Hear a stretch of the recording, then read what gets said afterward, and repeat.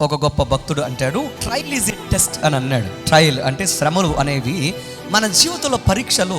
ఆ పరీక్షలో విజయం సాధిస్తే మన బ్రతుకుల్లో గొప్ప అద్భుతం చూస్తాం అని అన్నాడు. శ్రమ లేకుండా, శ్రమ పరచబడకుండా ఏ వ్యక్తి కూడా వారి జీవితంలో అద్భుతాన్ని చూడలేరు. ఈ భూమిని మీరు గమనిస్తే, ఈ భూమి మీద లభ్యమయ్యే ప్రతి విలువైనది కూడా ఖచ్చితంగా అది శ్రమల గుండా లేకపోతే పరీక్షల గుండా వచ్చినదే. విలువైన దానికి శ్రమ అవసరం, విలువైన దానికి పరీక్ష అవసరం. విలువ కలిగినది అని ఉంది అని అంటే ఖచ్చితంగా అది ఎన్నో అద్భుతమైన ఘట్టాలు దాటుకుందా వచ్చింది అని మనం గమనించాలి.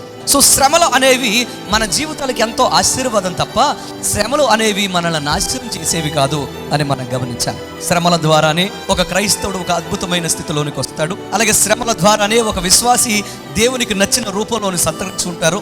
శ్రమల ద్వారానే ప్రతి ఒక్కరు కూడా పరిపూర్ణులు అవుతారు.